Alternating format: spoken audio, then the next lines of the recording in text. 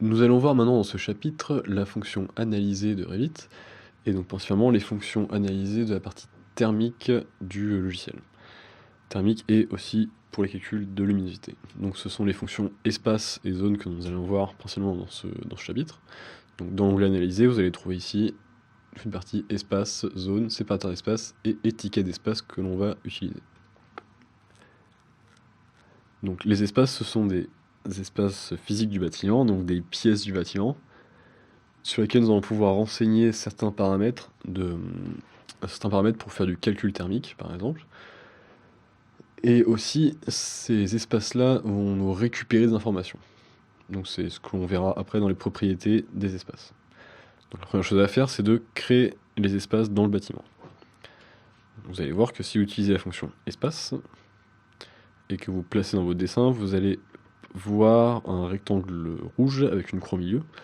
Donc ça veut dire en fait que Revit ne trouve pas d'espace lui-même. C'est vraiment ce que Revit, quand il cherche un espace, il cherche des limites de pièces, donc des murs. Alors là, le problème de base dans Revit, c'est que lorsque vous insérez un lien, donc c'est parce que là nous on cherche des espaces dans un lien architectural, il ne va pas automatiquement dire que ce lien a des limites de pièces. Donc je vais venir ici dans mes liens Revit, faire un clic droit sur mon lien architectural, donc c'est celui-ci qui contient toutes les parois. Donc lorsque vous le faites sur un autre projet, vous avez plusieurs liens, il faut bien sélectionner lesquels sont limites de pièces et d'autres non. Donc je viens sur les propriétés du type, et donc j'ai les contraintes ici qui sont limites de pièces, que je peux activer. Ok. Donc cette fois-ci, quand je vais relancer la fonction espace, Revit va bien me trouver la limite des espaces, donc des pièces. Il va bien trouver les parois de chaque espace. Donc je peux soit placer les espaces un par un, voilà. Il va montrer graphiquement quels espaces j'ai déjà placés. Aussi, hop, je peux placer tous les espaces automatiquement. C'est-à-dire, partout où il va trouver un espace, il va me créer, partout où il va trouver un endroit fermé plutôt, il va me créer un espace. Donc sur le niveau sélectionné. Donc là il m'a placé les espaces. Quand je repasse ma souris par-dessus, je vais voir une croix et un détourage, c'est l'espace qui a été créé. Donc là pour l'utilité de la vidéo, on va afficher les espaces de manière définitive en quelque sorte. Donc, en allant ici dans emplacement et visibilité graphique. Les espaces sont aussi une catégorie d'objets. Donc vous allez les retrouver ici dans l'espace. Et vous pouvez dire que la référence et l'intérieur restent affichés. Donc vous avez vu que dans les catégories, vous avez souvent un petit plus qui permet d'avoir un menu déroulant. C'est-à-dire que les objets ont parfois des sous-catégories. Enfin, les catégories ont des sous-catégories. Ok, voilà. Comme ça, les espaces restent affichés.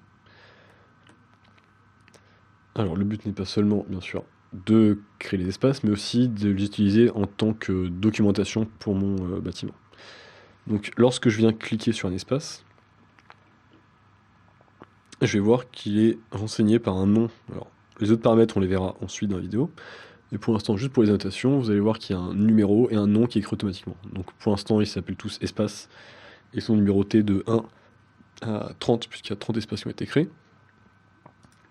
Je vais ici dézoomer un peu. Vous avez dans Analyser l'option étiquette d'espace, donc qui tout simplement, comme l'indique, vient de passer une étiquette dans l'espace.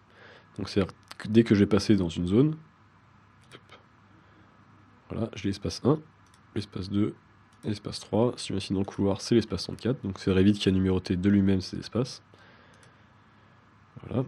Donc ce que je fais ici, c'est que je place des annotations. Il y a bien sûr un moyen de placer toutes les annotations en un seul coup. Donc je vais venir ici dans Annoter.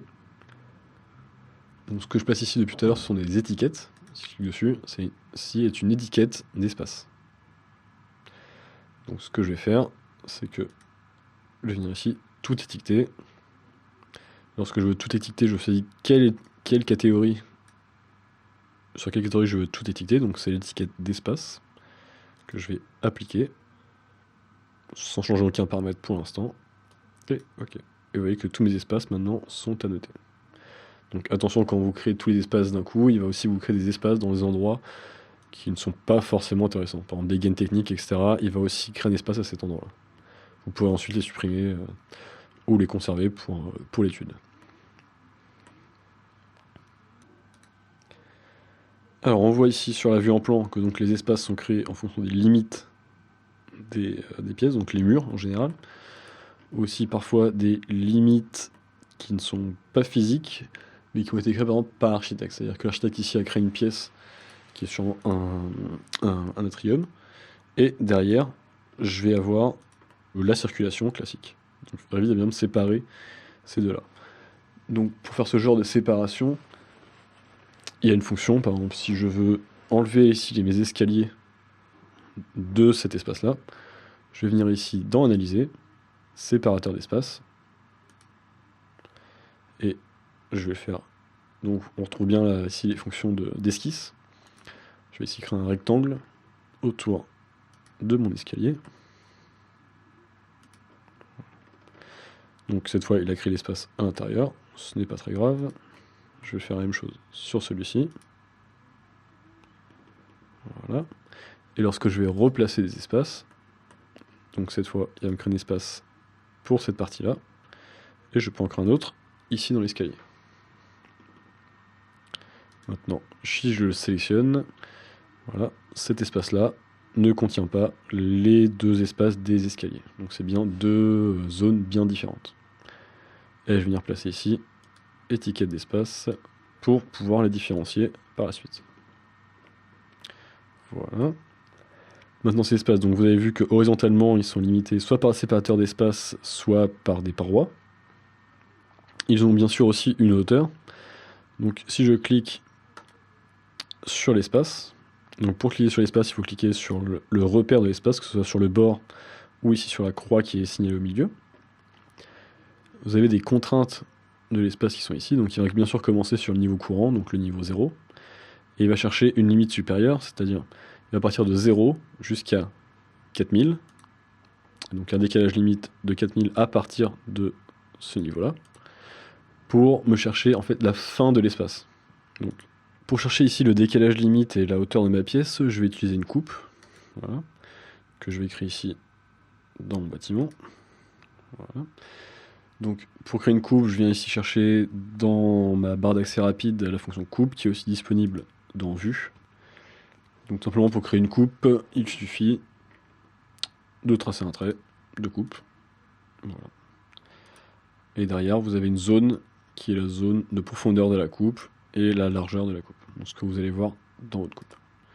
Je vais supprimer celle-ci.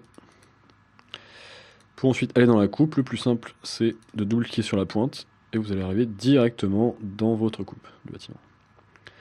Donc, comme pour ma vue en plan, je vais rendre visibles les espaces.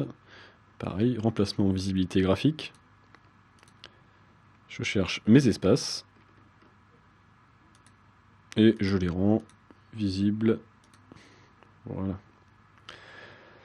Donc on voit bien que même si mes espaces, mon décalage limite est à 4000 au-dessus du niveau 0, et bien de 0 à 4000, donc ce qui est un peu au-dessus de mon niveau 1, il ne me crée pas d'espace. Sa limite est ici, mais lui va bien s'arrêter au niveau de ma dalle.